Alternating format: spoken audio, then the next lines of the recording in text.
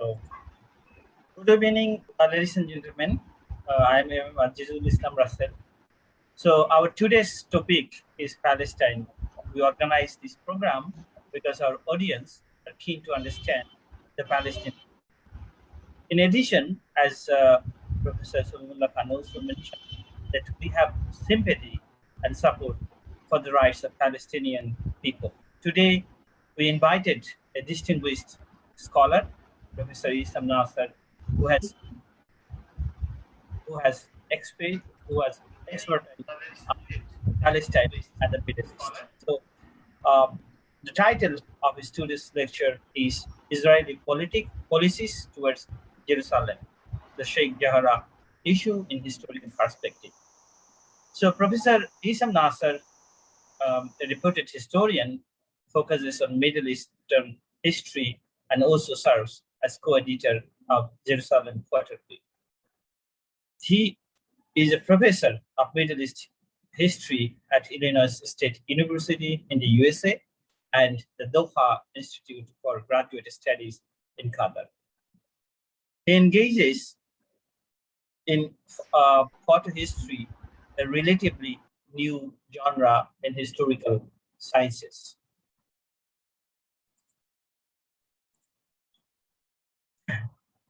He has authored and edited a number of monographs and research collections on Jerusalem, Palestine, and photography in late Ottoman Arab lands.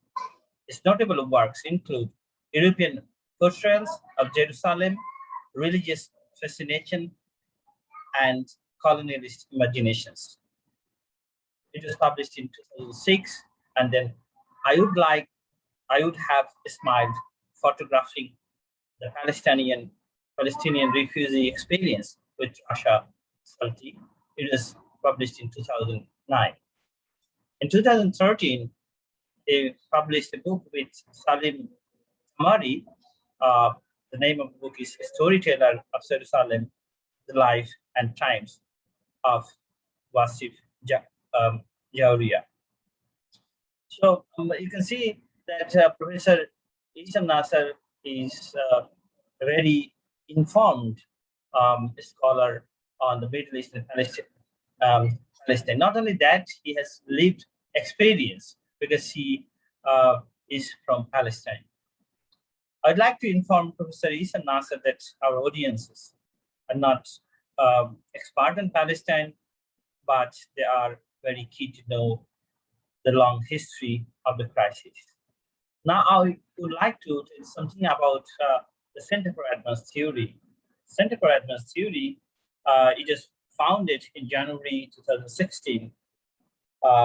It is a center of University of Liberal Arts Bangladesh, and we engaged in developing a critically active and intellectual community.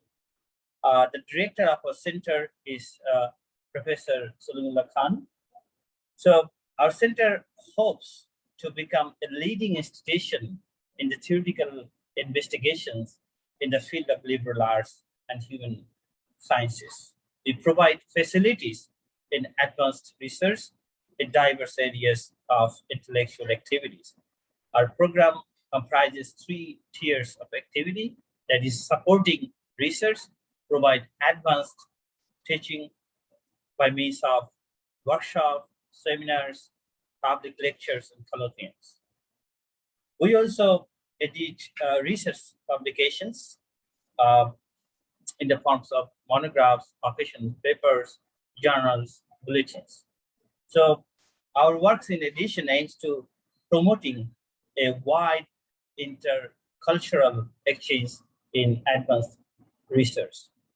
Ever since its inception, the center is offering a series of strictly attended workshops and public lectures on contemporary themes. We host a visiting professor lecture series, which throws on an average a dozen of public lectures every year. So this is also a part of this visiting professor lecture series.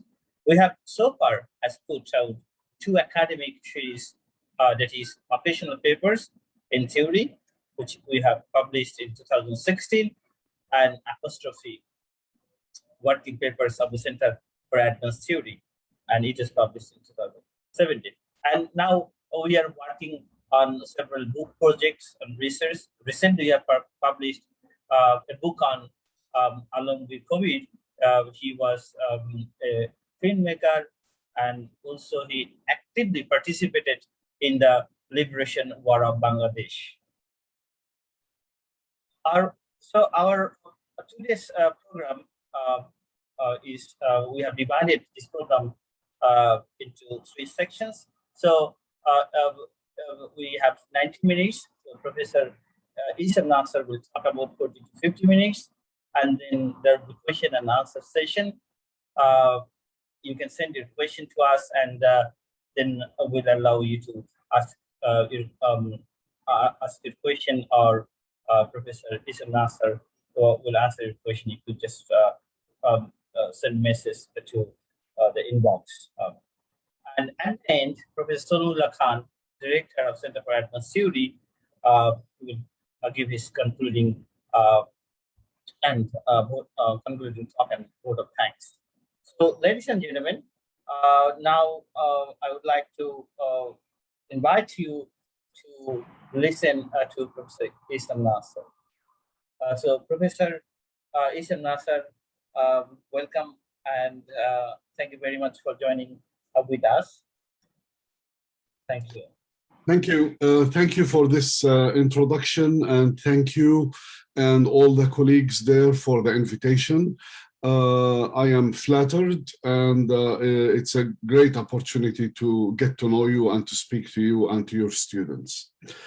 You probably, in general, have seen on the news lately what is happening in Palestine. You probably seen, I'm thinking of the news coverage. It covers Hamas is firing rockets and the Israelis are responding, which makes it seem like an equal situation, 2 countries in a war. You probably seen the Sheikh Jarrah neighborhood of Jerusalem on the news a few days before, where it seemed from the media coverage that it's a conflict over ownership of a house, some real estate conflict or something along these lines. From my view, these are generally misrepresentations.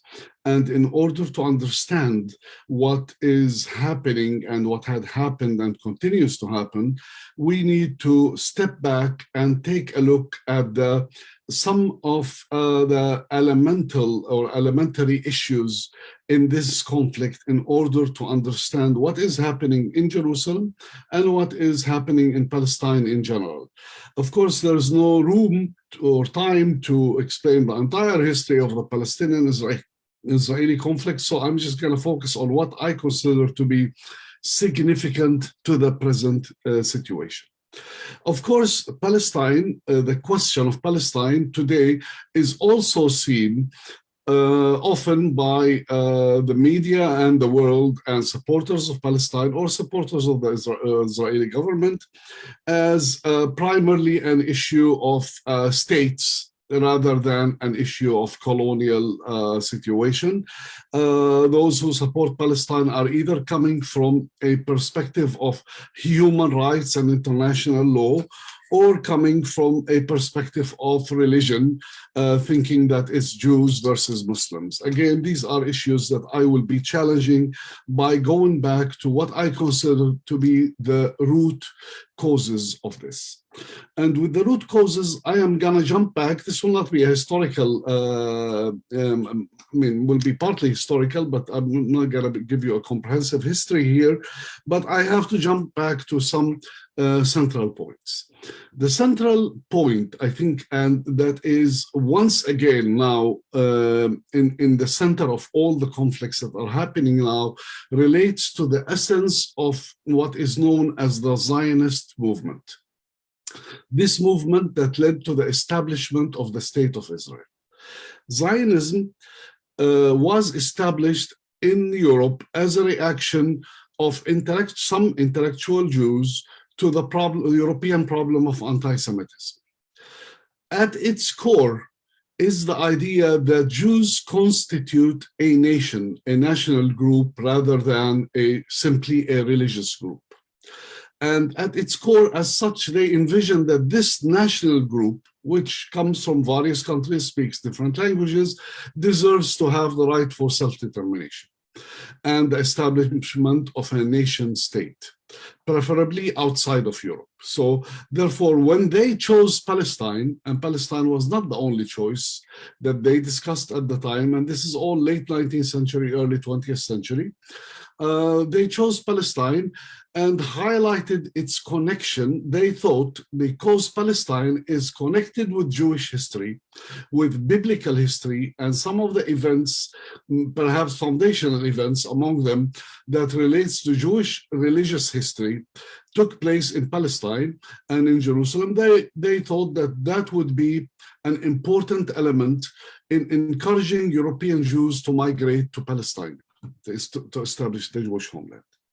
So this is one point. The second point is, in its nature, Zionism focused on the idea of Jews as one group, national group in this case, not necessarily religious. And in that sense, it is based on the exclusion of others. This is not a movement that was in one land and called for the liberation or independence of that land. This was a movement that came to Palestine gradually through waves of immigration, where they established as a collective sponsored by various Zionist organizations, established their own towns and cities or colonies away from the existing population. Now, in 1917, 1918, towards the end of World War I, Palestine fell to the control of Britain after the defeat of the ruling power, which was the Ottoman Empire. And Britain committed itself to various commitments, but one significant one was towards the end of 1917, which is known as the Balfour Declaration, which is a declaration by the British government that it supports the establishment of a Jewish homeland in Palestine. And that declaration was addressed directly to the Zionist organization. So when the British took over Palestine, an important part of their project was to support the establishment of a Jewish homeland, that's the term they used, or a Jewish state eventually, in the country of Palestine. Now, Jewish communities grew at the time, but as I said earlier, they grew in separation from the existing population. This is not a migrant community that came and lived in cities and mingled and learned the language.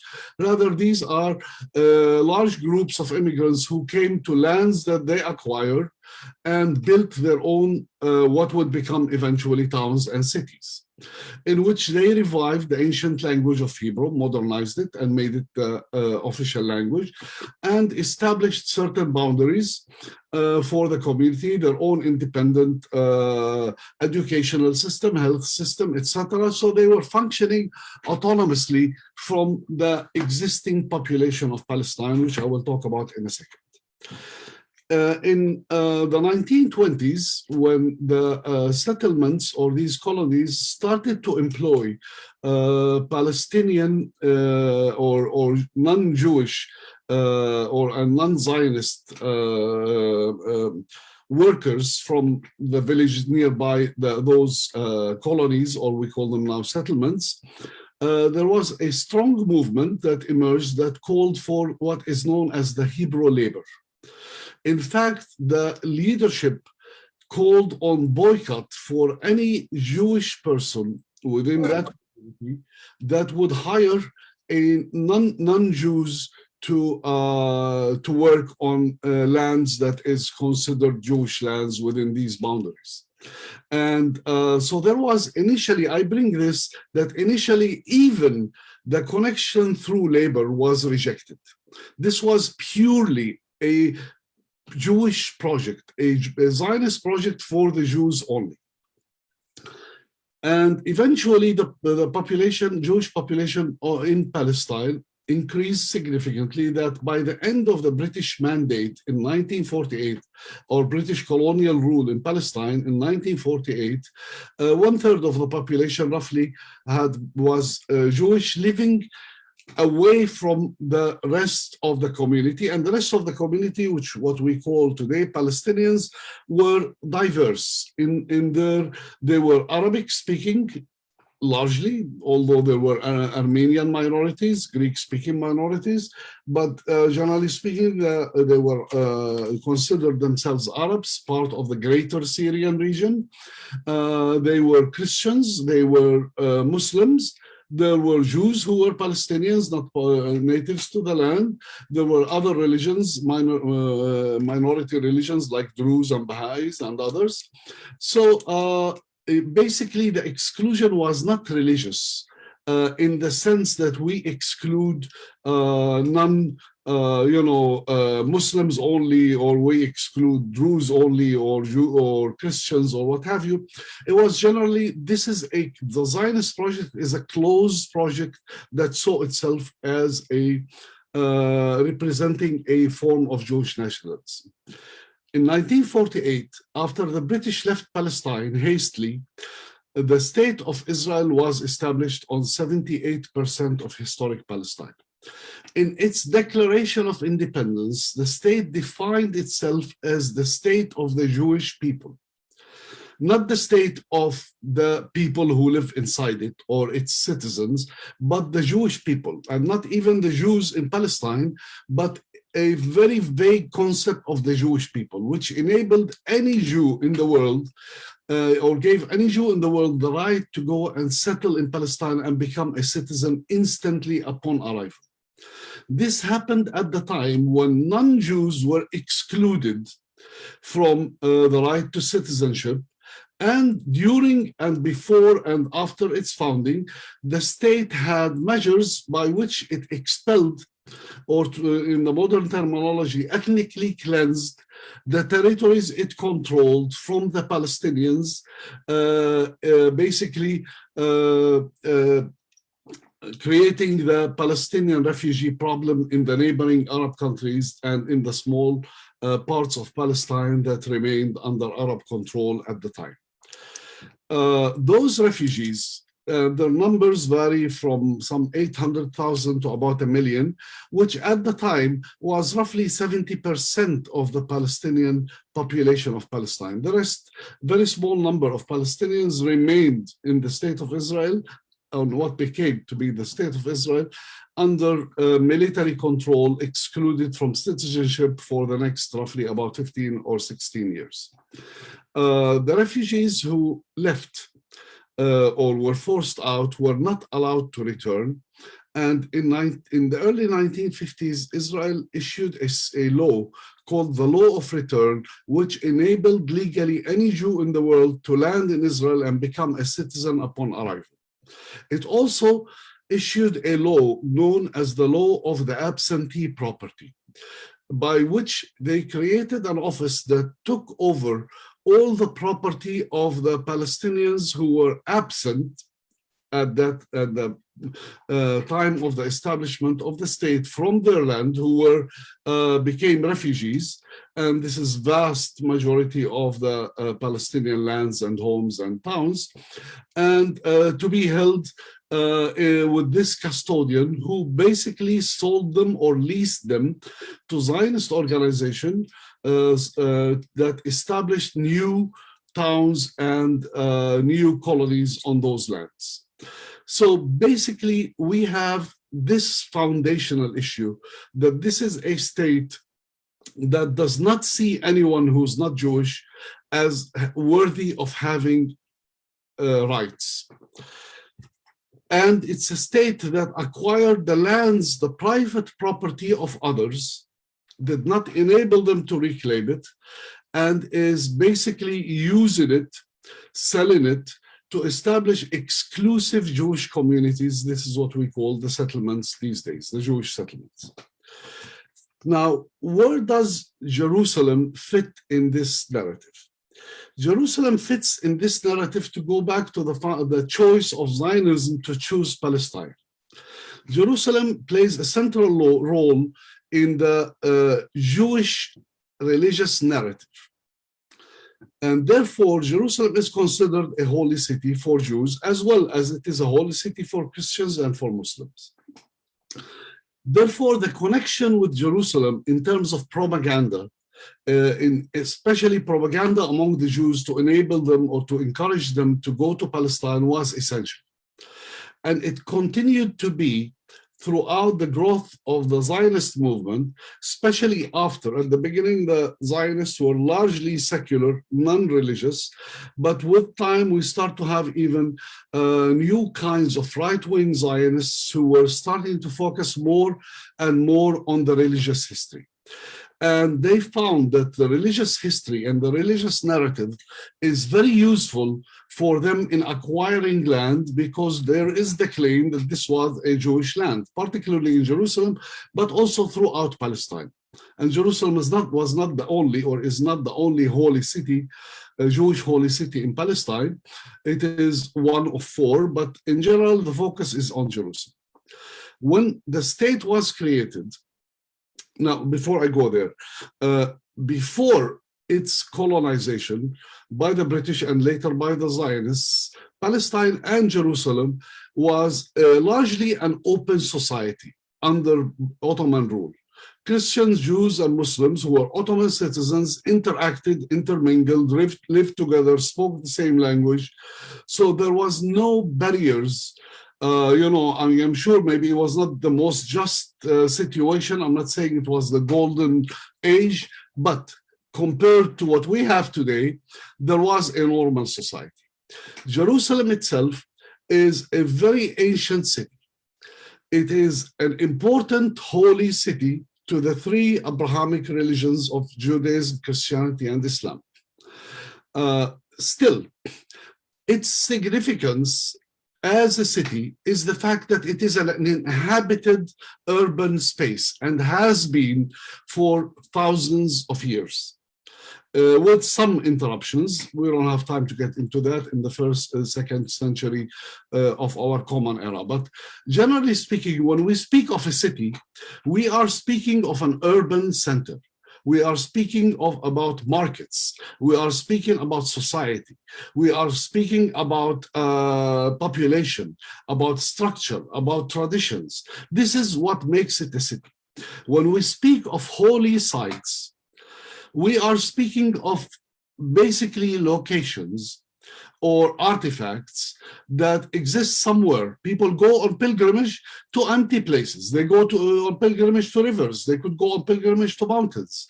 It is not connected. The holiness of the place is not connected with the fact that it is an inhabited place. In our case, as Palestinians, historically, this was our city, as not just our city, it was the major city in Palestine, more or less the center of Palestine. Even in the Ottoman times, Palestine as a region was administratively referred to as the district of Jerusalem. So it is a central city in that sense. And the fact that it has religious holy sites for one religion or another does not diminish its importance and significance as a city at the end. However, in both European imagination, especially in the 19th century, judging by the writings of travelers, travel logs, travel writers, and by early photography of the city, we noticed that the focus was always on the archaeology of the city, on certain locations and their connections with the holy books. Primarily for those Europeans would be the Bible and the Torah, or the Old Testament and the New Testament, but also sometimes there are some references even to the Quran. But the city as a living, inhabited place was completely marginalized and rarely appeared, other than in some sarcastic remarks about how primitive the people who live there are, or in some cases as though they remind us of our ancestors, Abraham or King David or whatever, King Solomon, or any of those biblical characters that we can think of. So to come to to bring all this to the present, basically in 1948, in the war for Palestine, in which Palestine as a country disappeared and the state of Israel was created, and what's left of Palestine was placed for about a couple decades in the custody of two Arab states, Jordan and Egypt. The city of Jerusalem was partitioned. And the part that fell to the state of Israel was fully, almost fully, with exception of some families here and there, but fully Judaized. Palestinians were pushed out, and those who left were not allowed to return to their homes. About 30,000 Palestinians from the neighborhoods that fell to the Israeli control in 1948 were expelled from that part. However, in 1967, there was an Arab-Israeli war in which Israel occupied the rest of Palestine along with parts of the neighboring Arab countries of Syria, Jordan, and Egypt. So the Jerusalem and the whole Palestine fell to the control of Israel. The old city of Jerusalem, which was largely Arab and under Jordanian control, has the historic significance, basically. And from that point on, we had a clear Israeli policy in which basically there was a plan to, or not plan, Jerusalem was declared as the united capital of Israel. In fact, they even used the term eternal capital of Israel.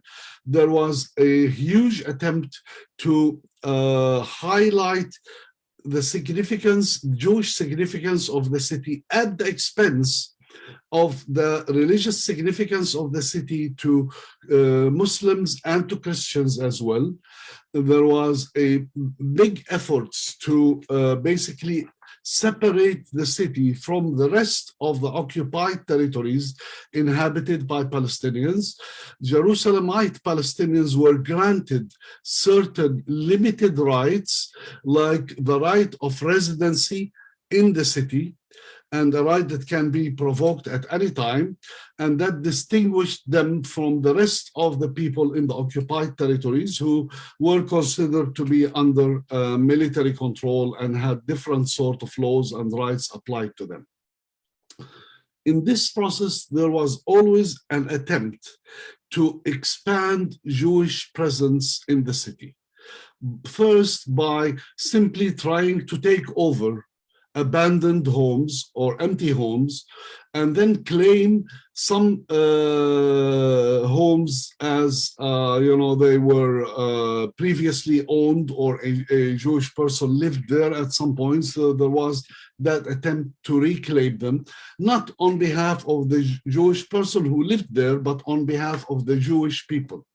Those who claim are usually organized groups that are not related to, if there was an original owner, to an original owner in that sense. Jewish settlements, colonies, were built around the city, separating the city basically preventing the continuity of the Palestinian connection between the city and the other Palestinian areas surrounding it. So the city was, generally speaking, surrounded by Jewish settlements where the language is Hebrew.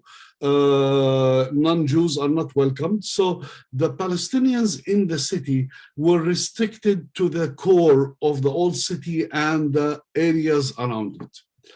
While continuous attempts to take over various parts of the old city and the neighborhood around it was continued to take place, one house at the time, one place at the time.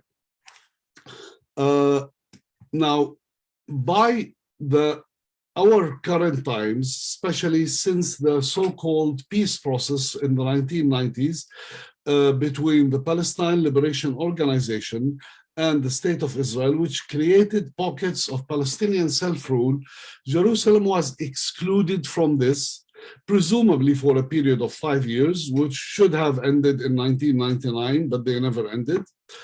And the accords were supposed to prevent any changing in the status of Jerusalem during the interim 5-year period. Yet that part, since Jerusalem remained in Israeli hands, that part seemed to have to applied only to the Palestinians, but not to the Israelis. Israel continued to confiscate property, to take over property, to Judaize new neighborhoods, make them fully Jewish, expel non-Jews from their those neighborhoods, expel Palestinians, in other words, but also Armenian Palestinians. And so the process continued. And the aim at the end is to make Jerusalem a fully Jewish city. And that claim also reached holy places. From its occupation in 1967, Israel continued to take over holy sites of other religions, particularly holy sites relevant to Islam, also to Christianity, but since Islam and Judaism has a lot of shared history, and Muslim rule in Palestine historically honored prophets that are considered Jewish, like the tomb of King David, for example, or Prophet David. Nabi Dawood was taken over. The tomb of Rachel, Rahil, was taken over. The process continued to reach even the most important mosque, considered the third holiest site of Islam for Islam in Jerusalem, which is Al-Aqsa Mosque, which, according to some narratives, is built on the remnants of the Jewish, or on the location of the Jewish temple that used to be there about more than 1,000 years before. So the threats basically were, the Zionist threats continued, and we started to see this change, especially under the rule of the extreme right-wing nationalists, and I would call the fascist, like the government of Netanyahu, that is a government of ideological colonial settlers supported heavily by the United States. If not, a good deal of those settlers themselves came from the United States and settled in that land. Now, Sheikh Jarrah neighborhood is a neighborhood north of the old city of Jerusalem. Has a long history with a mosque there built in the 13th century. And it was an inhabited neighborhood, became prominent in the late 19th century, early 20th century, when notable leaders from the city, rich landlords and important figures, notables within the Ottoman political system, started to move out to that neighborhood and build their own homes outside of the historical old city of Jerusalem, which is a walled city, due to it was crowded, population growth.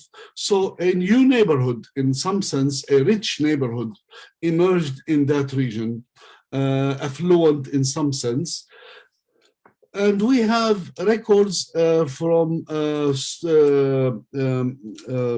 memoirs and diaries that talk about the growth of that neighborhood, the various celebrations that took place in that neighborhood.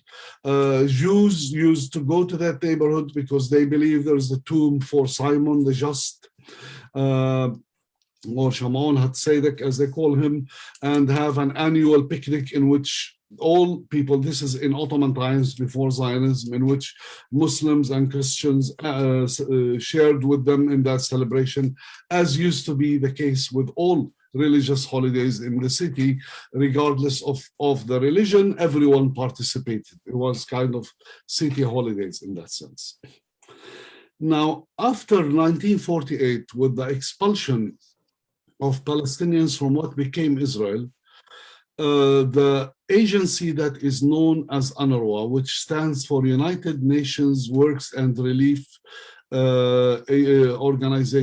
Agency for Palestine refugees in the Near East, which was put in charge of the Palestinian refugees, after the war, established in 1950, I think, maybe, possibly.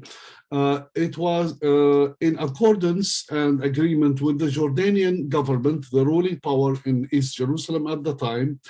Some of those refugees were given lands in Sheikh Jarrah neighborhood to build their own homes, on the condition that they give up their right to return to their homes, which are now located under Israeli control, at the time located under Israeli control.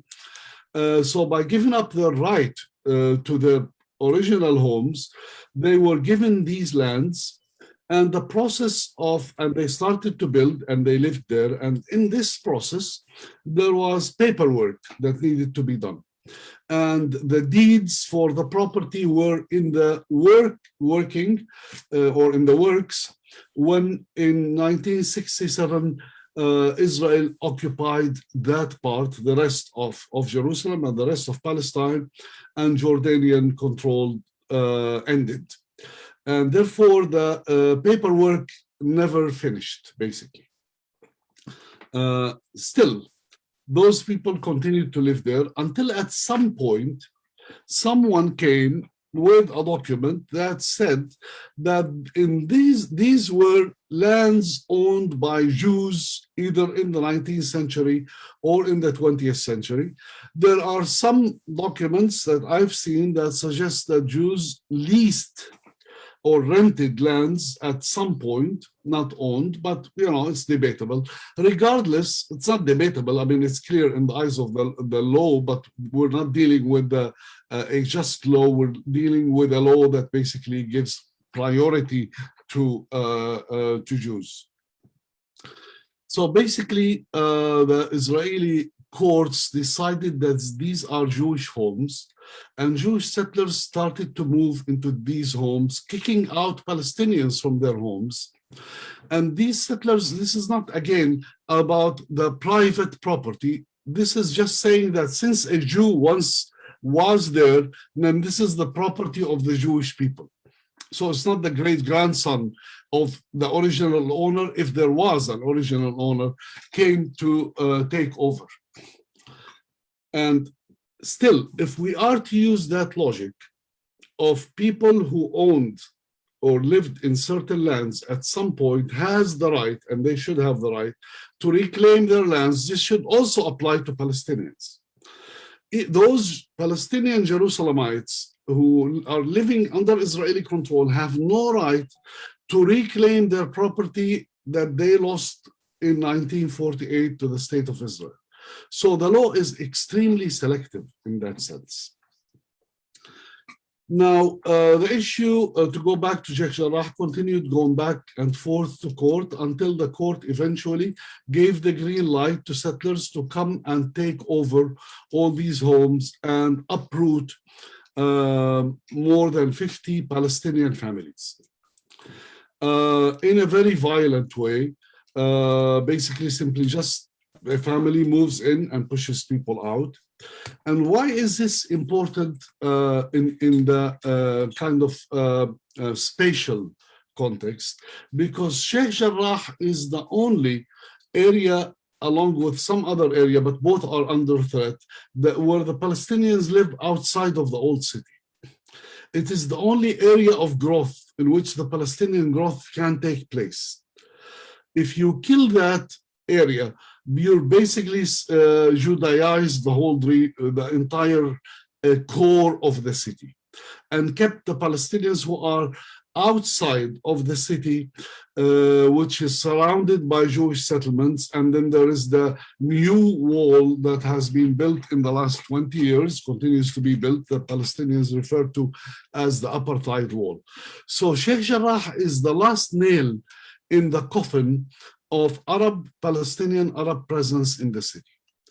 And the way it's being taken over is basically a continuation of the very Zionist identity in the beginning of excluding the other and the same mentality that had the labor law, the Jewish labor only in the 1920s, which highlighted, no non-Jews are allowed in Jewish controlled areas. The same idea of ethnic cleansing and expulsion of the Palestinians after the state was created in 48. So therefore, we are basically faced with a continuation of the same ideology. And that culminated in 2018, even in a official law, not that it was needed, but the Israeli parliament passed the Jewish nationality law, which basically considered or affirmed that the state of Israel is a Jewish state, and the rights of the Jewish is a national Jewish state, and the right of the Jews are more important and top the rights of others in general. So what happened in Sheikh Jarrah, aside from what happened in Gaza and the reactions of the Palestinians, basically brought us back beyond international law and call for a two-state solution and solidarity with Palestinians for various reasons, or looking at the issue as an issue of states that should solve their conflict in some way or another. It brought us back to the core element in Zionist ideology, clearly. And the reaction among the Palestinians was clear. For the first time, Palestinians inside Israel who became Israeli citizens at some point, Palestinians in Jerusalem who have a special status under Israeli law, Palestinians in the areas of the Palestinian Authority, be it in the West Bank or Gaza Strip, and Palestinian refugees abroad, all revolted for the first time as one. Usually each area has its own, each community has its own issues and deals with its own issues. But the issue became clearly an issue of the very existence of the Palestinians and their identity and their rights to exist as Palestinians. And in that sense, this unity was amazing in one sense, but it also highlights how severely the Palestinians feel they are under threat, and the issue is no longer peace between two states that one needs to be established, or some sort of international aid, or some sort of an international agreement. It brings us face to face with the essence of the issue. And in my view, if we are to deal with the question of Palestine, whether we go for two states, divide Palestine into Israeli state and a Palestinian state, we still need to face the fact that the Israeli state is an exclusive state that does not see everyone as equal. It's a state of certain group of people. Even if we have two states, we need to have two democratic states, two states that grants equal right to everyone.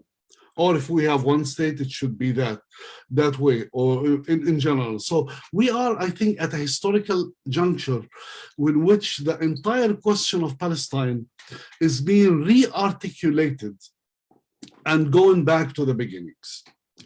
And I think with that, I will stop and enable you, welcome your questions and comments. Thank you.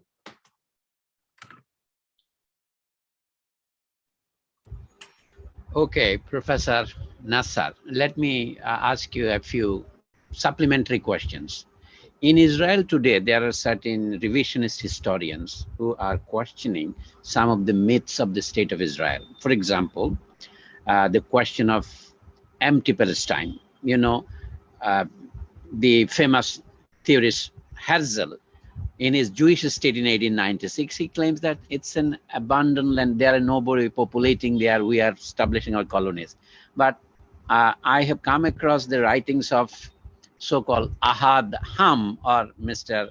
Ginsburg, who claim that, yes, there are people living there, but we have to displace them. It was a frank admission, that Ukrainian contemporary intellectual. So now another myth Europeans, and I said by Europeans, I mean the Israeli Europeans, the European Jews, Ashkenazi, The second myth, they are saying that it was the Arab governments of the Arab League in 1948 who enticed or encouraged the Palestinians to leave their land. They were not forced to leave.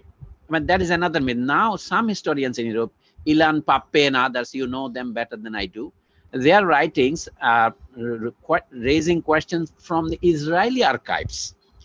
The evidence was that there was a planned movement to oust them, which you have established already.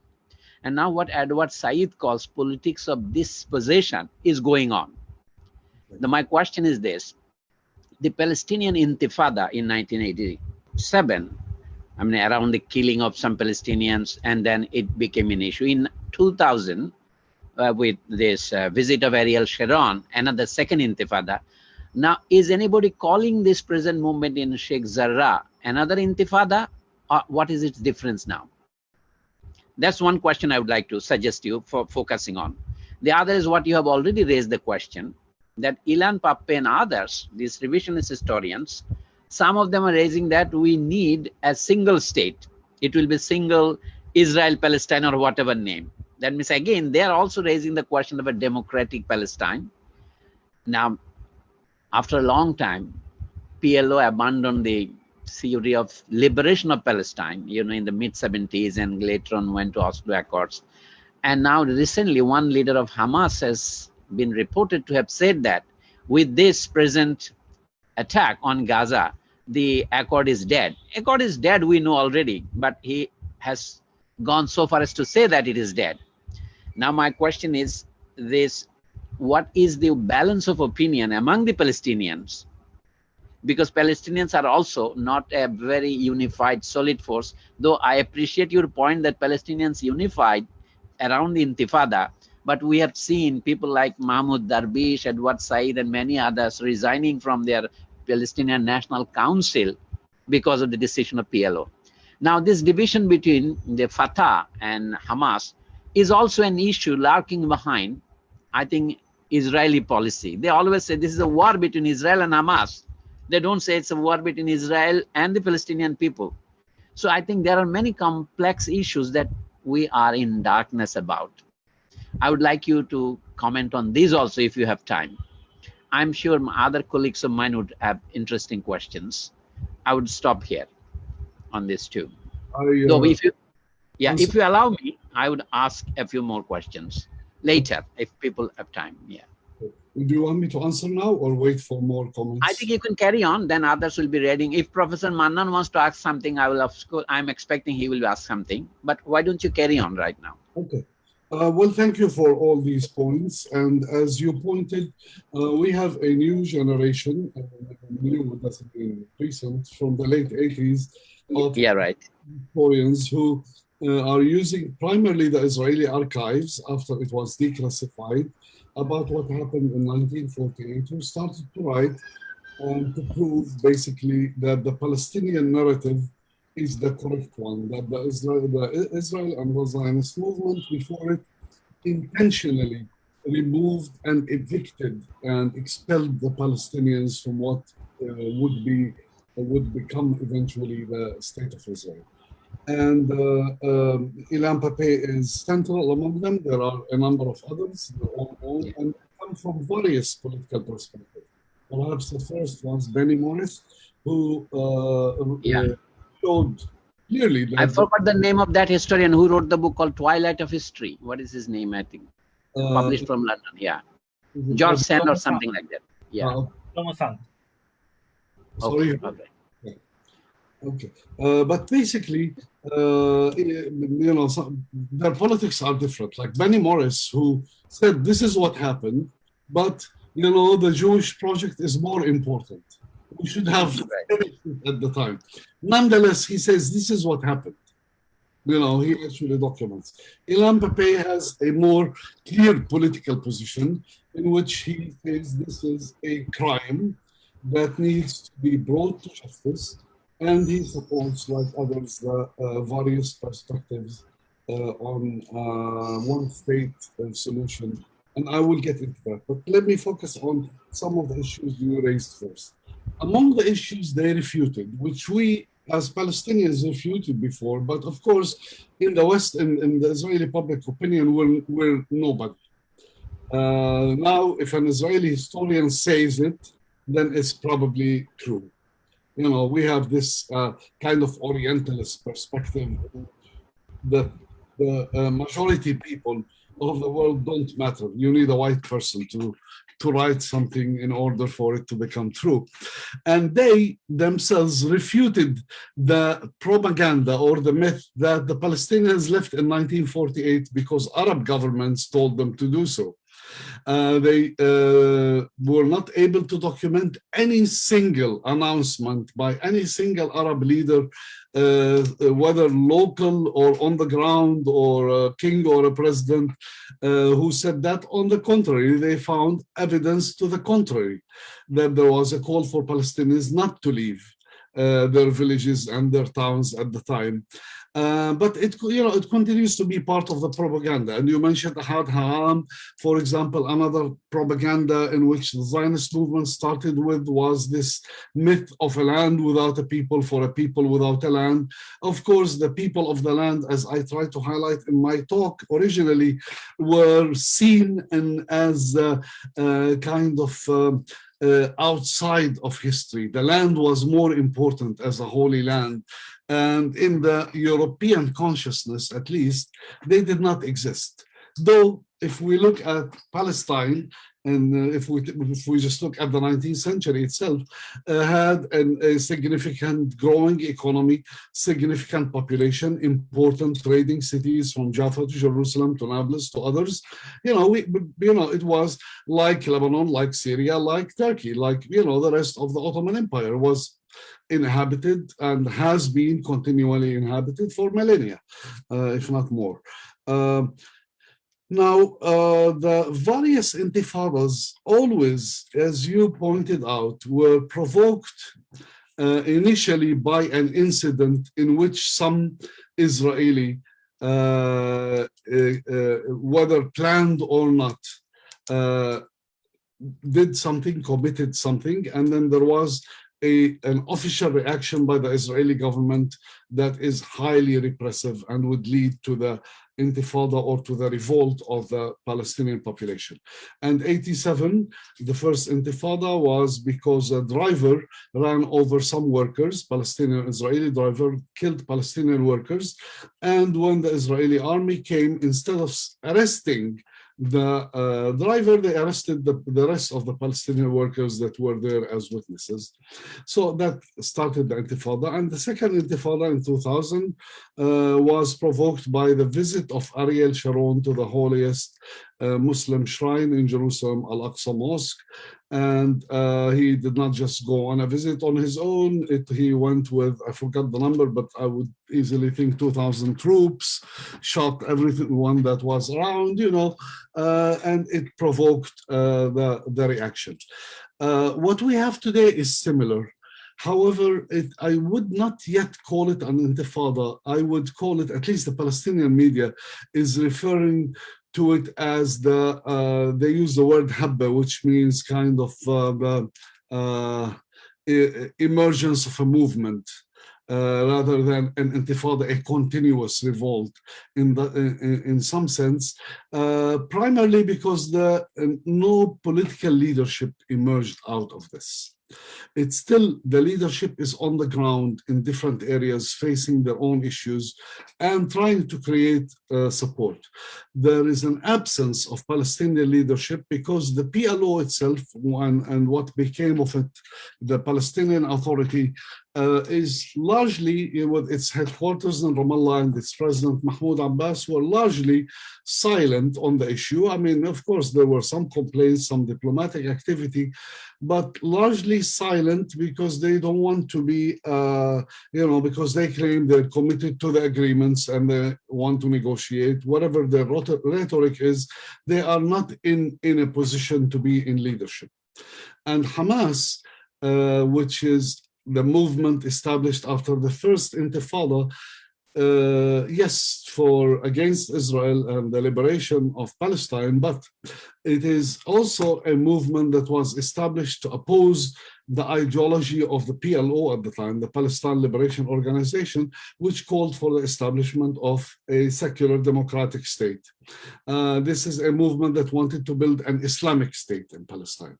So ideologically, they're different, and Hamas never joined the PLO for various reasons, some on the side of Hamas, some on the side of the PLO. But Hamas eventually got elected in 2006, and the world went against it, and eventually Hamas took control of Gaza in the name of its victory, and the rest of the Palestinian pockets under the Palestinian Authority in the West Bank remained under the control of the other strong movement in Palestine, which is Fatah. Now, Hamas jumped, I think, I mean, I might have issues with, we had this what seems to be a beginning of intifada, of a mass movement in some sense around the issue of Sheikh Jarrah and Jerusalem in general, the Old City and the Al-Aqsa Mosque. But then Hamas got into the picture militarily. And although this is the first time that Israel actually on its side decided to stop the bombing and to ask for a truce and to reevaluate, so there is an element of success for Hamas. They call it a victory, but I wouldn't call a victory the destruction of homes and the killing of people, and especially that it did not yet change the situation. Gaza is still besieged by Israel. People don't have the rights, the right to travel, the right to enter, to go back and forth, the security, the electricity, the fishing rights, etc., all these things. But by entering the game, Hamas became a lot more popular, because at these times of anger among Palestinians, it kind of gave them hope that there was some success.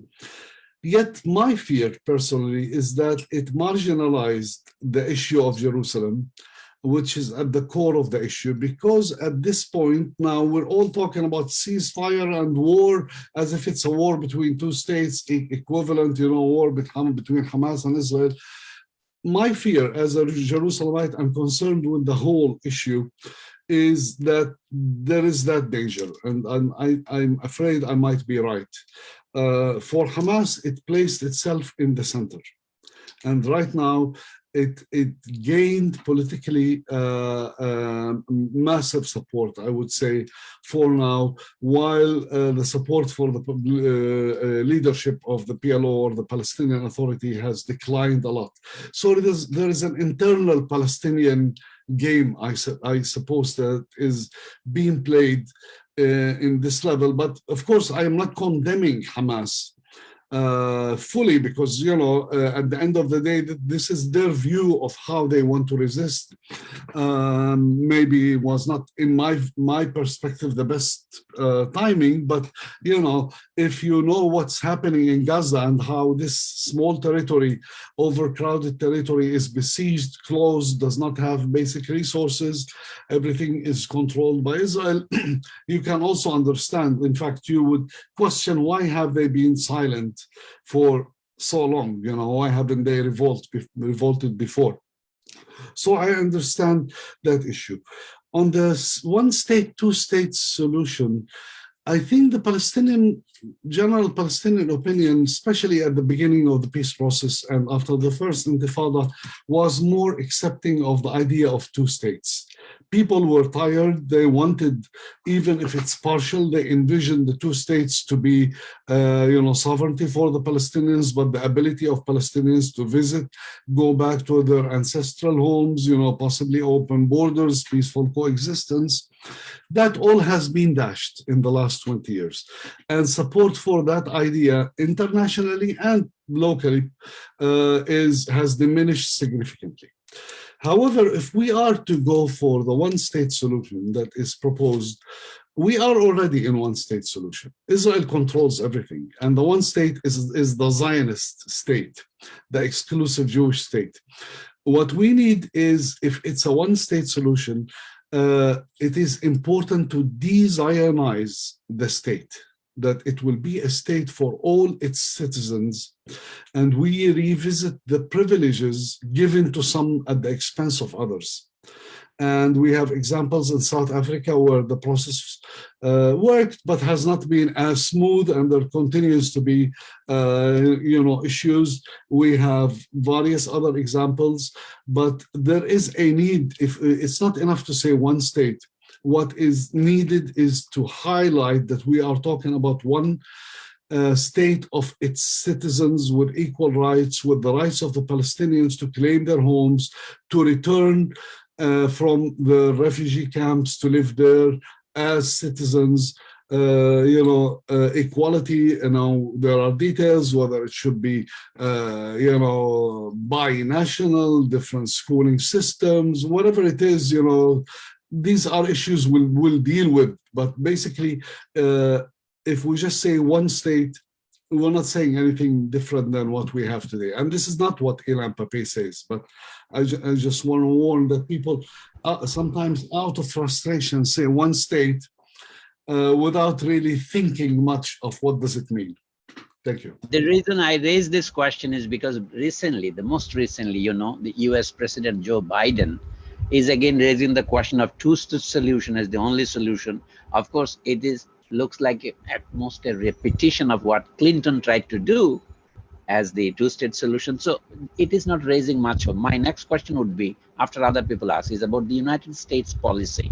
The atmosphere of public opinion within the US now. We see that some senators or some congressmen and women, they are raising at least questions of sympathy. Some MP in Ireland and many others are raising questions. I think international public opinion is also influenced by this event, apart from what is happening inside Palestine and also inside Israel. We don't have time enough to discuss everything.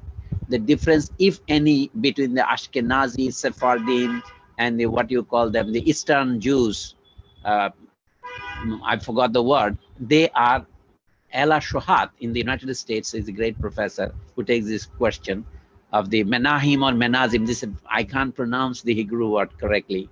So this is an issue that we probably discuss. Now I would like you to next see that what is happening to US policy.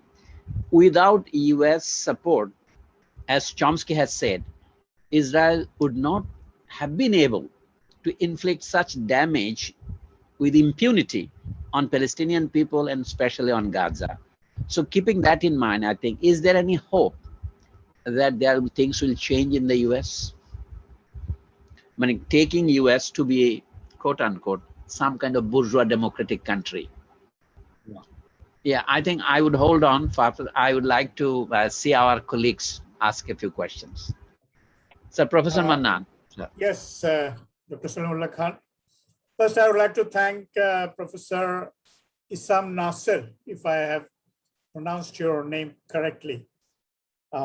Thank you for a very, very illuminating and what should I say, a very interesting lecture on not only the current Palestinian problem or issue or Israeli issue or whatever, but how things culminated over periods of time.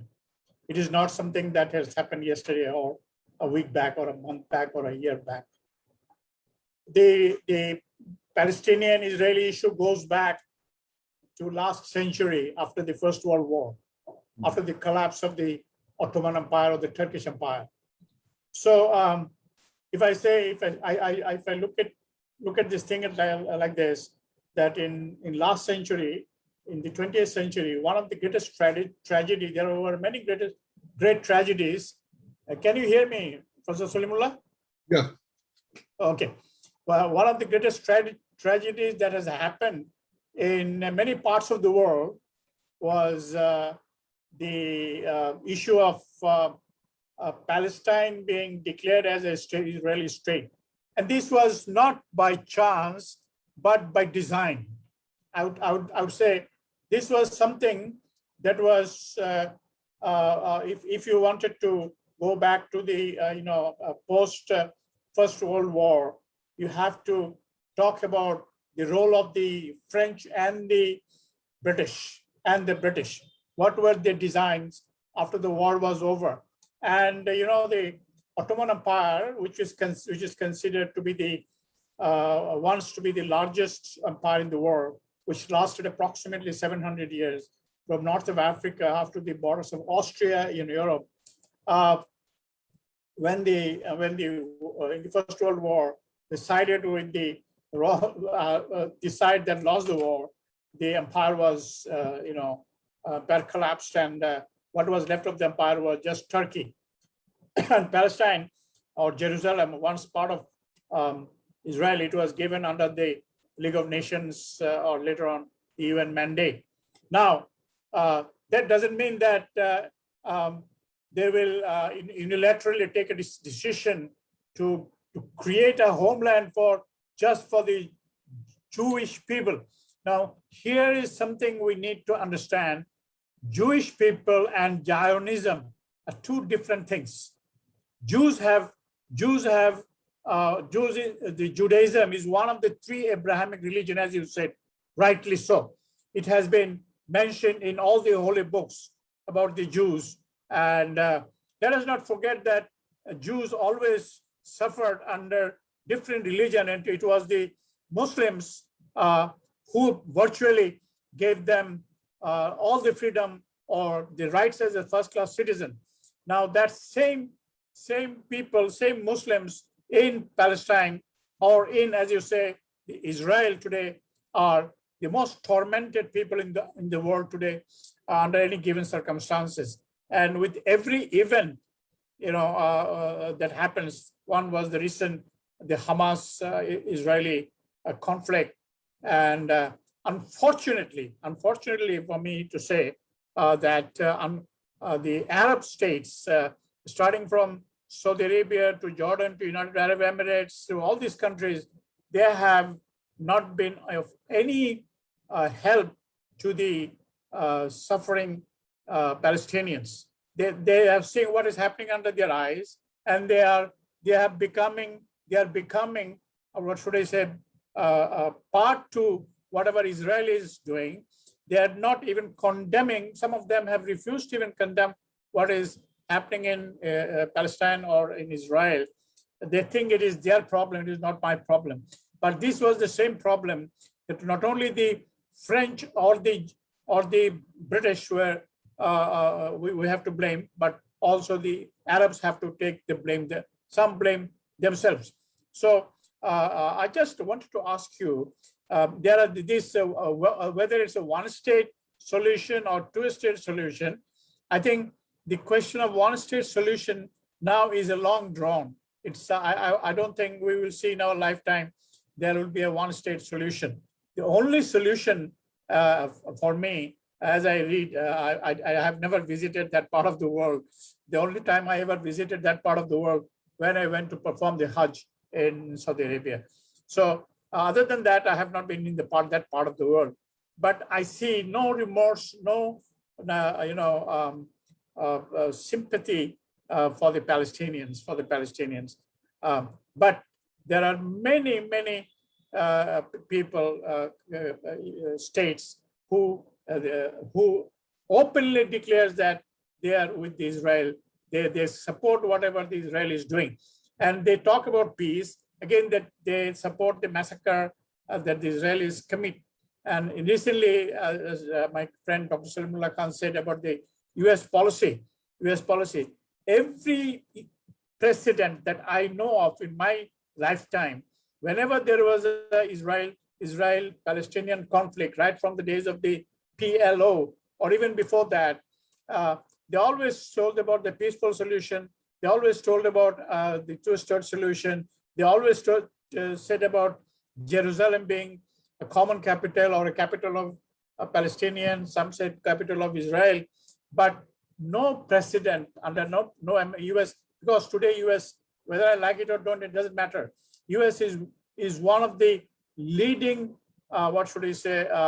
catalyst in this entire problem. It is only because USA has been catalyst in many different parts of the world during this similar crisis in Africa, what do you call this French colonies in Southeast Asia. And one of the things that Palestinians need to do is to take the Palestinian problem in the real sense to the people of United States. As you may remember, America fought in Vietnam for years together, but the Vietnamese issue, when only it was taken to the homes of the people by virtue of the modern technology, modern media, that people realized what was happening in Vietnam and what was America doing in Vietnam. Even most of them, because I studied in USA, I have lived in USA, I had a roommate who fought for the US Army in Vietnam.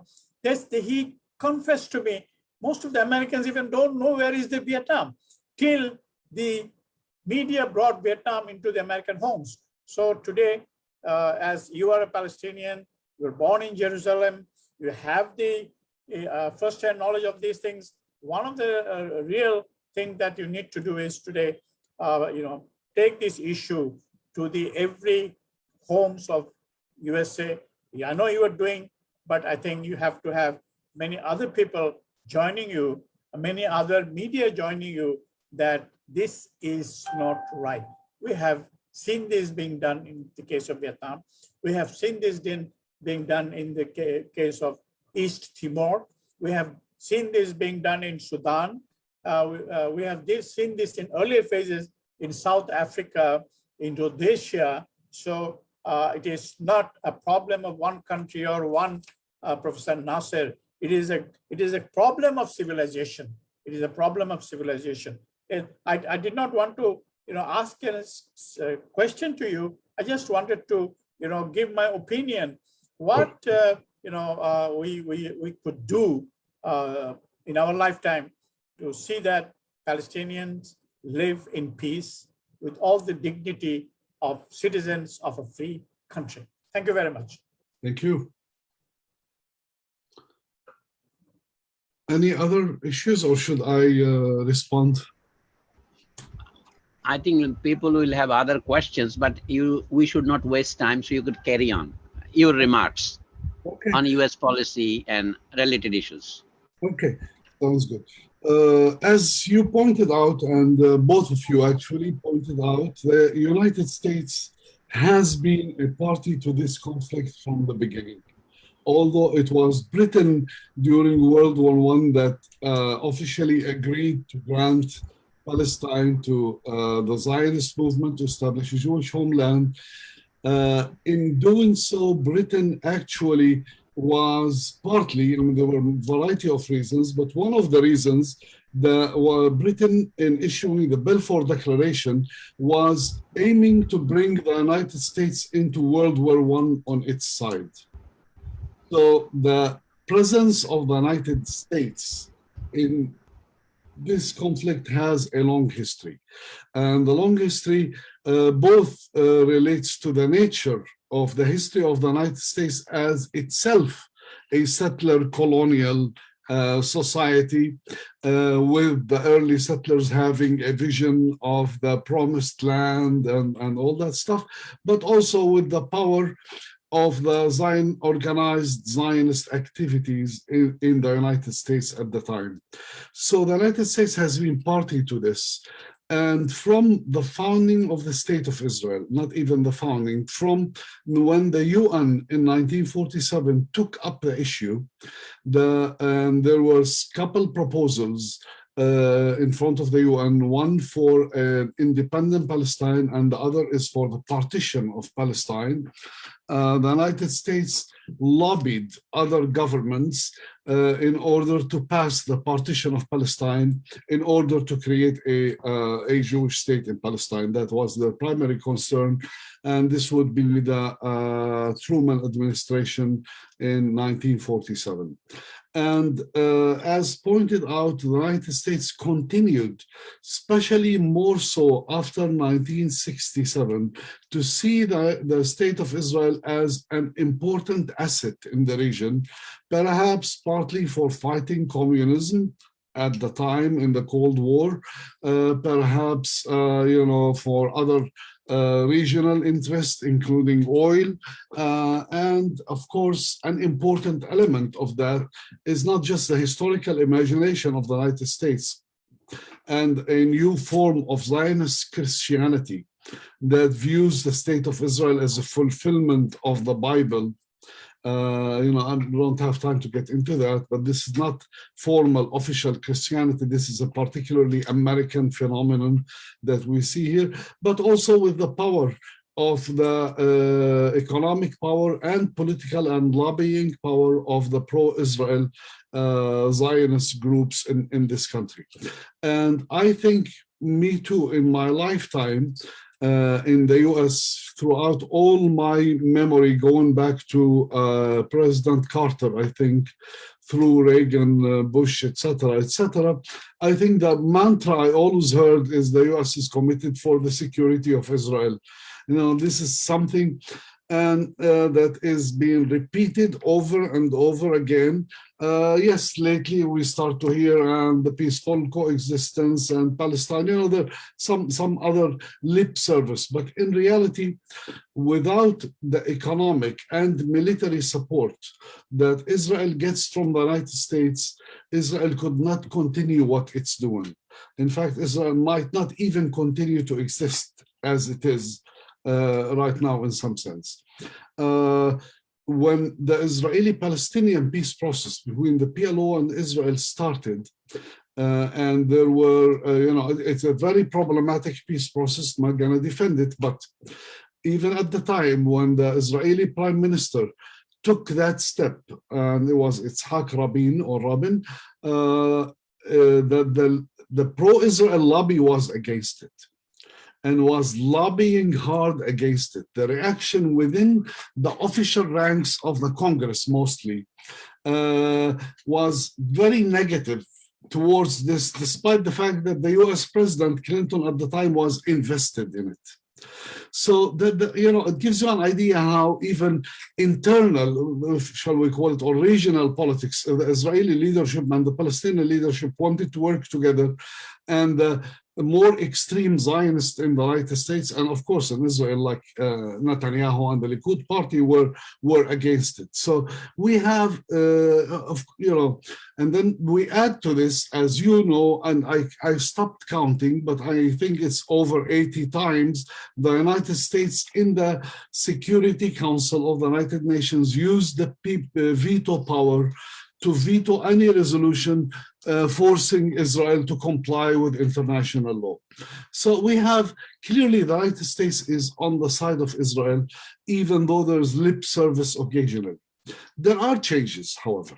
The changes relate to, first, American society. Now, Americans, maybe it is the age of social media, maybe it's partly the activism, maybe the period of the peace process allowed for more debate about what's happening, but we are seeing a new generation of Americans more and more aware. I'm not saying they're the majority, but there is more awareness, including American Jews, I have to say, of what is happening in Palestine. And it helps that we have practically a fascist Israeli government that even liberal Jews are against and are affected by. It helps in this regards. The other significant thing is, I think, is the rise of the new voices within the Democratic Party. They're considered radical here, but if you put them in the global context, they're not radical at all. They're simply showing sympathy to the Palestinians or calling for implementing international law. So there are some changes, and perhaps the blind support of the Trump administration and special relations with Israel, and it's allowing to and moving the embassy to Jerusalem and annexing the Golan Heights and all that stuff.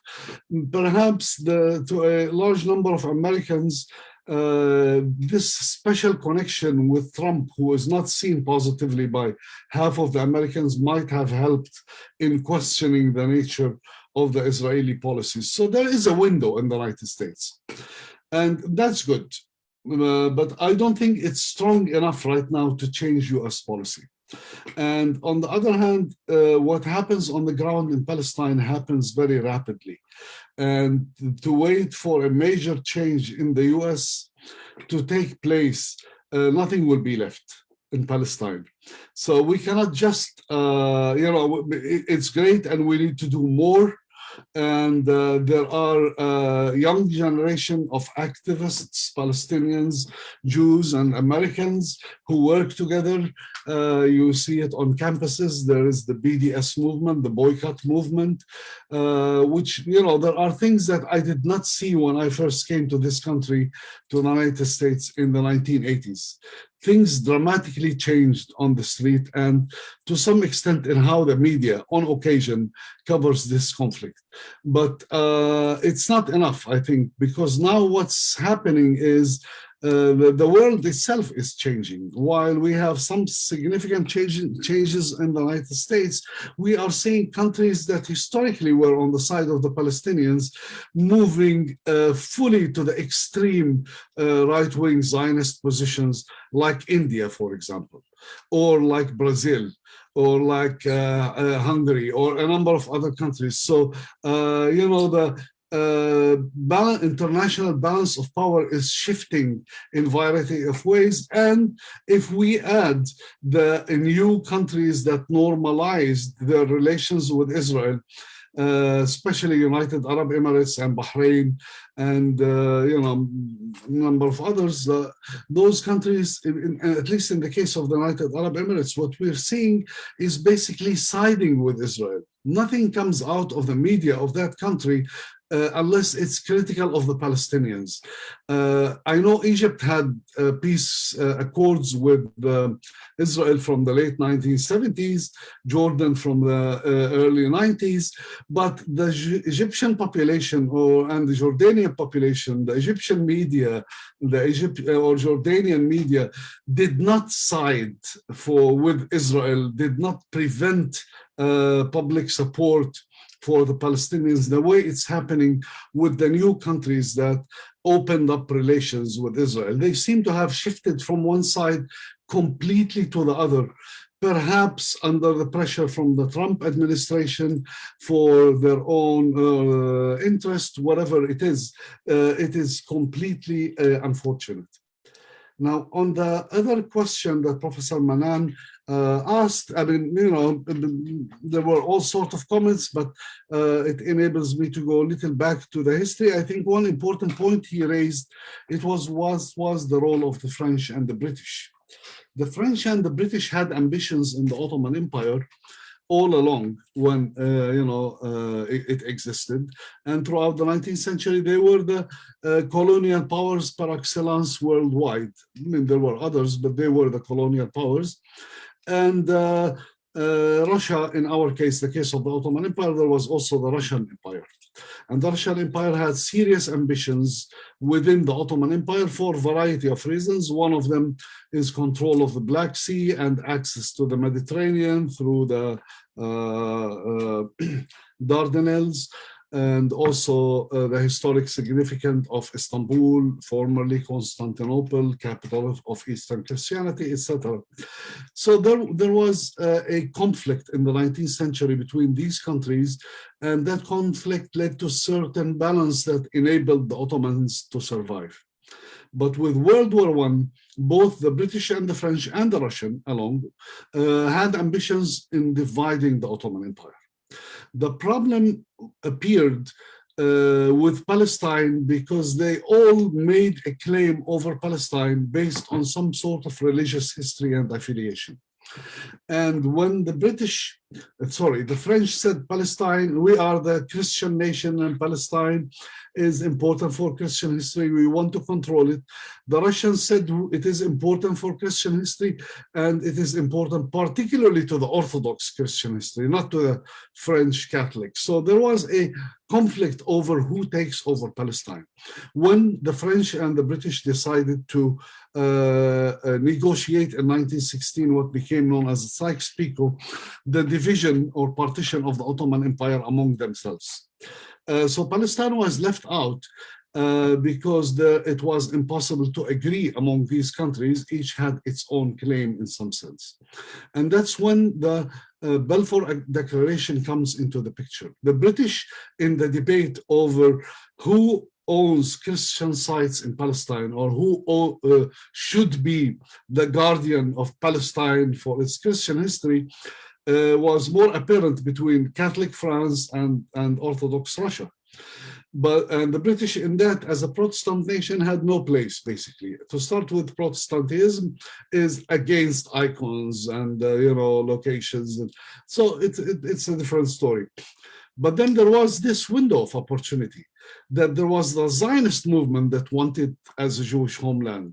So the British had the window that we want Palestine, not for us, but to sponsor a Jewish project.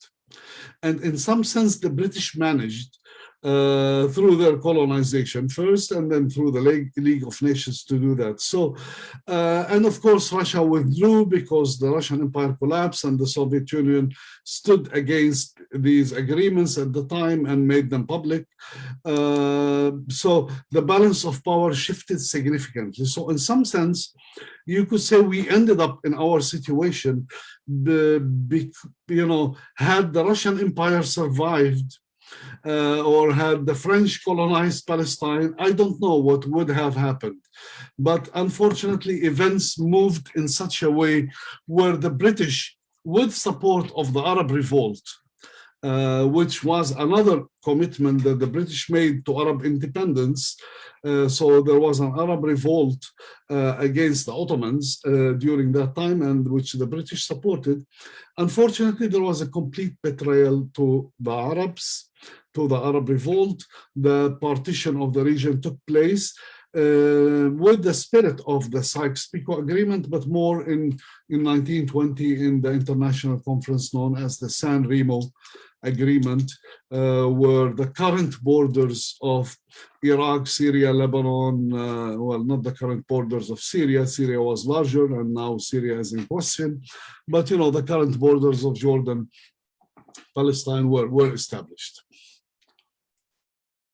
Well, that brings me to ask you another question about the role of the Arabs, the Arab powers. So just pardon me to interrupt for 30 seconds. Let me share with you a little cartoon that I see today is here. Mm-hmm. As you can see, these Arab powers are now carrying the Israeli burden. So I think this is something, I got in today's one of the websites. Yeah. So Netanyahu is riding on the shoulders of 4 Arab princes, maybe one from UAE, one from Saudi Arabia, one from Jordan. So Sharif Hussain and his family.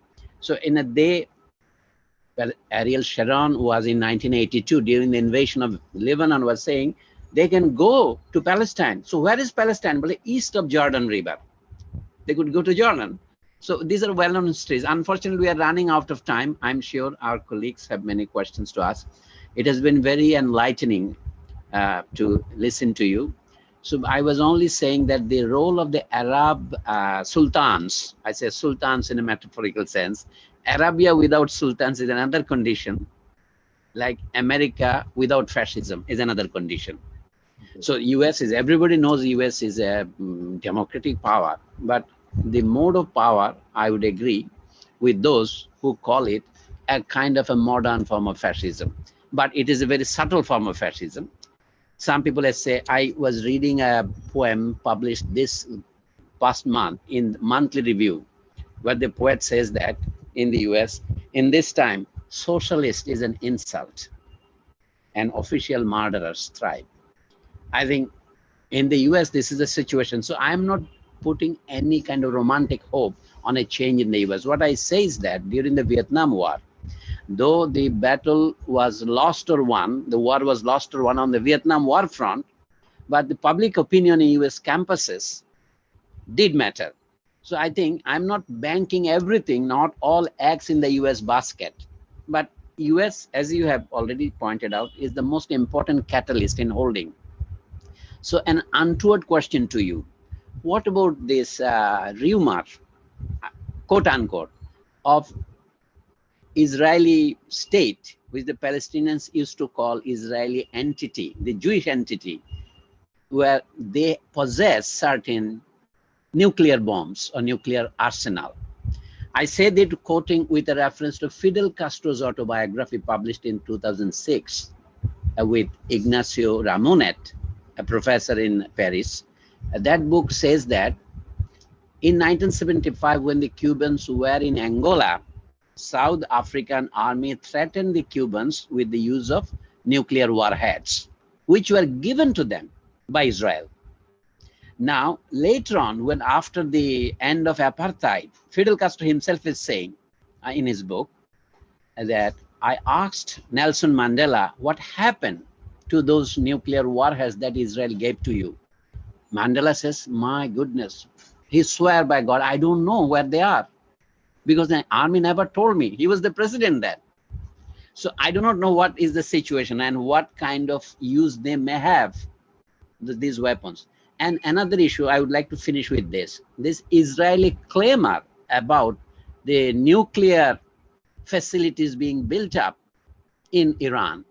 What role is Iran playing in this Palestinian conflict today? I mean, why the Israelis are making such a hue and cry about Iran? They know nuclear weapons cannot be used against anybody on a world scale. So what is the significance of, let us say, Iran possessing means of producing, or what is they call, improving their nuclear capacity? This remains a question because everybody, France, Britain, Germany, everybody is now using 80%, more than 80% of their electricity by using nuclear fuel. But then why it is so wrong for Iranis to do this? And the real threat Israel is posing, I would say, dismantle the peace, whatever exists today, this armed peace in the Middle East. I don't know whether you have something to say about this. I will conclude with this and thanking you. I may not come back again. So please take this as my tribute to your lecture tonight in Dhaka. Thank you. Yeah. Do I get to comment or we are done? Sorry, you're muted. I want to listen to you before we finish. Let us, Russell, I plead for 5 minutes. Yes. Okay, you raised all sorts of issues that I don't know if I can comment on. Of course, solidarity with Palestine within the American public opinion is important, and I hope there will be more. I agree with you on your view of the political system now in the United States, and especially the role of the ideologies and the shift of the Republican Party mostly, but also segments of the Democratic Party into white supremacist fascism, I think. And I also agree with you on the role of some Arab countries. We might differ on this country or that country, but I think the lesson we learn as Palestinians today, whether it's Iran or Arab countries or Turkey, is that in the realm of state relations, we are being used as by countries for their own interests, and their own interests or the interests of their rulers are not necessarily the interests of the people or in line with the feelings of the people. I think, Jordan is in a different position than the United Arab Emirates, might have had some reasons to sign a peace agreement, but it's a very cold peace agreement, not welcomed by the public. I don't understand even why some countries in the Gulf need to sign such agreement. They are so rich and they don't need, and their relationship, they have bases for the United States there. Their relationship is so strong with the United States that they don't need even the interference of or any role, supporting role by Israel. Of course, in certain small details, arms shipments or something like this, but it's not justified. But my hope is that these political moves don't necessarily represent the public opinion in those countries, who for many generations or decades at least have been sympathetic to the Palestinians and supportive of the Palestinians. We don't see that because of the nature of the media that comes out of these countries and the nature of the population that is largely expat community, people afraid for their livelihoods. So there are all sorts of issues, but I still have hope. I don't see the shift of certain rulers to align themselves with Israel as something that means that the Palestine is lost in the hearts of the population of the region. After all, the population of the region is paying a high price. Even if we look at what's happening in Syria or what happened in Iraq, whether we support or don't support the dictators of these countries, the role of Israel and the United States and other regional powers is clear in weakening any country that could be a challenge to Israel or equal to Israel in power, in any kind of power. And that includes nuclear power in the case of Iran. Israel, it's no secret that Israel is a nuclear power. And Israel wants to maintain clearly its supremacy in the region, military supremacy and nuclear supremacy. So whether we like the Iranian regime or we don't like the Iranian regime, whether it's Iran or in the future any other country, Israel will not welcome any competition in that sense.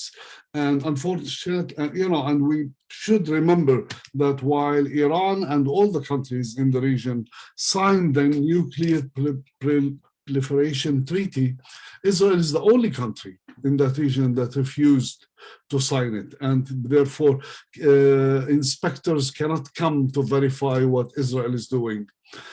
So I don't know, with this, you raised all sorts of issues, but I hope at least there is part of an answer here.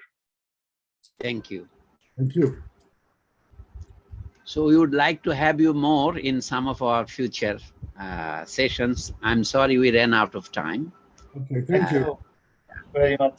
So, okay, Russell, please. In fact, this program is also from Facebook. So we had a question there from Professor Shubho that he asked the question, how do you characterize the impact of the fall of Soviet Union on Palestinian liberation struggle? I think that you covered a bit on this. I think it was disastrous. So thank you. We would like to conclude, but before that, if our audience had any question. But I would like to just ask a small question.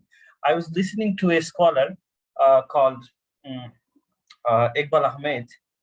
He was an informed scholar on Palestine, worked with Edward Said. So he once stated that Israeli policy or Israeli intention in Palestine is twofold. So in Lebanon, it was to colonize, but in Palestine, it is to oust Palestinian at the same time to annihilate. So do you actually, what do you think? How do you evaluate his statement? Is it exaggeration or he was right?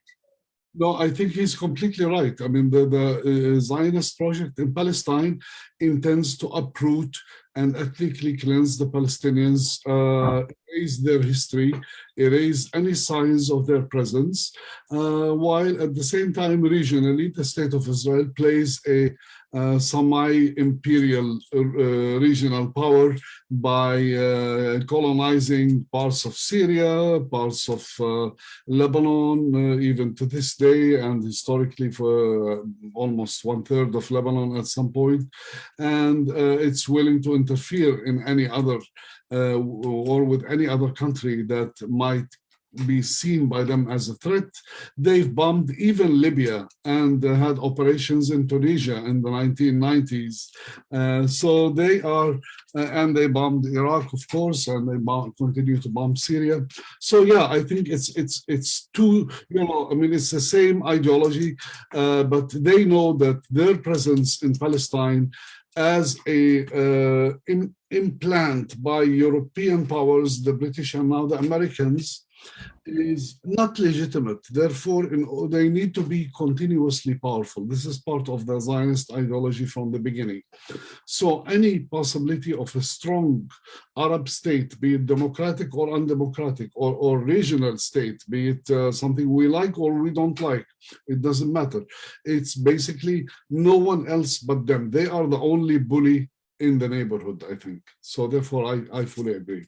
And thank you for this invitation. It was interesting for me and nice to meet you all. And I hope we'll meet in person in the future.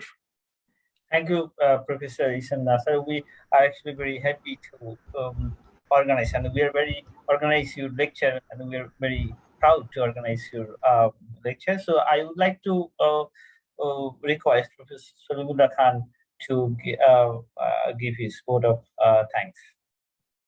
And with that, we will conclude our program.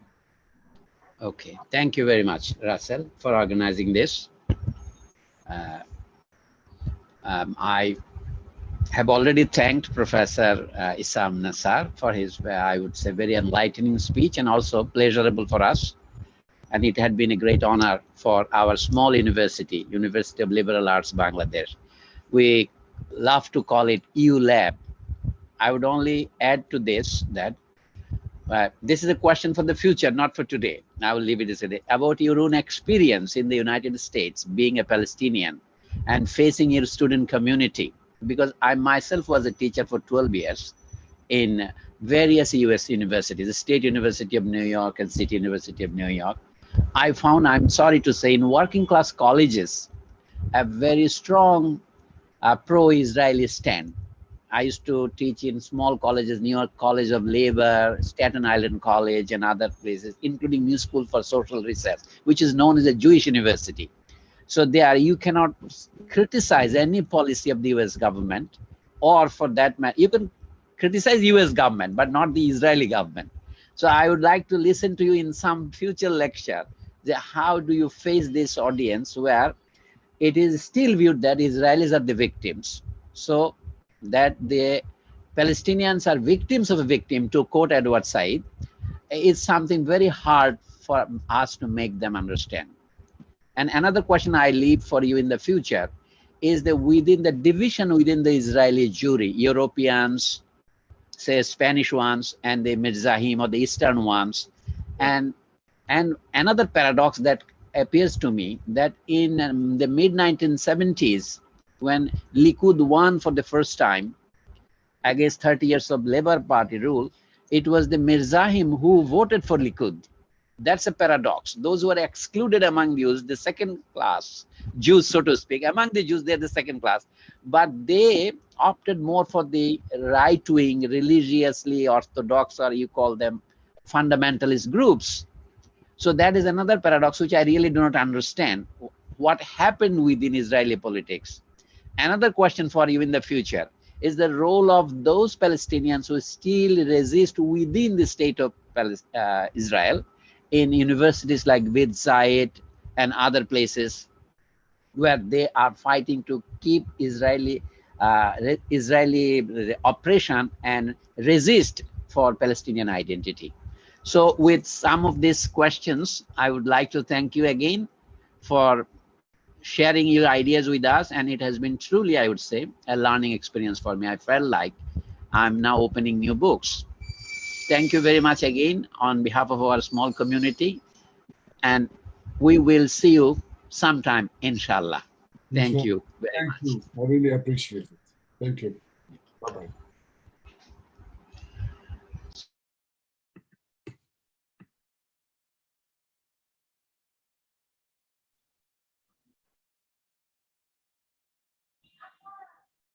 Sir শোনা যাচ্ছে না আপনার Thank you, sir. Professor Mannan, Thank I would you, like to thank you. especially thank you, sir. Thank you. And all our colleagues who have helped, IT desk included, and Thank you. the credit goes to Azizul Russell. Thank you, sir. Live of করে দেন IT আচ্ছা আজিজুর রাসেল, জি sir ফেসবুকে ওই যে live ট্রান্সক্রাইবটা কিভাবে হলো ইংরেজি